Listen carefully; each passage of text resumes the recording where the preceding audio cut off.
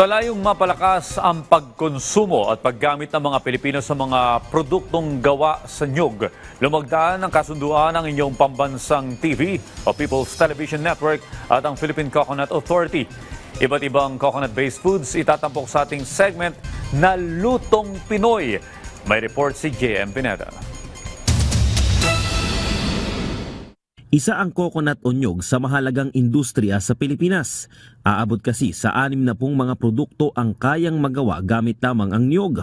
Kabilang na nga ang coconut oil na pinapadala pa ng Pilipinas sa ibang bansa. Umaabot nga sa higit $200 ang halaga ng na-export ng bansa noong Abril pa lamang. Sa kabila ng magandang exportation ng bansa sa coconut oil, nananatili namang mababa ang pagkonsumo o paggamit ng mga Pinoy sa produktong gawa sa nyog. Hindi kasi madalas napapansin ang mga produktong ito, lalo na ang mga pagkain.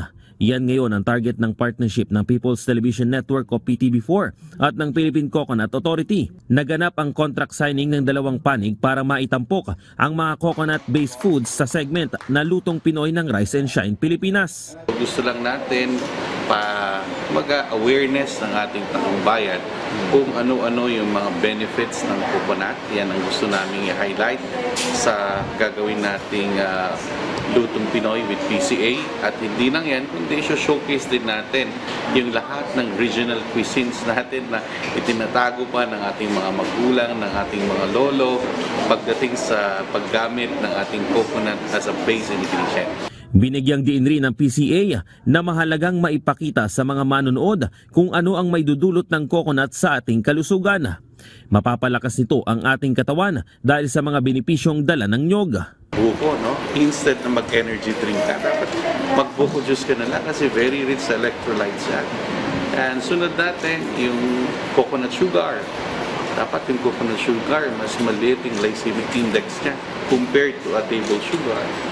So marami ang value ng ating coconut when it comes to nutritive value at yung kanyang health benefits. Layunin din ito na bukod sa pagiging tree of life ay mabigyan pa ng importansya ang industriya ng nyog dahil sa dami ng mga coconut farmers sa bansa na umaasa sa bunga nito.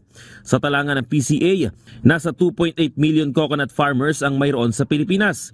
At kung mapapalakas pa umano ang domestic consumption ng coconut, pati sila ay mapapaangat ang kabuhayan.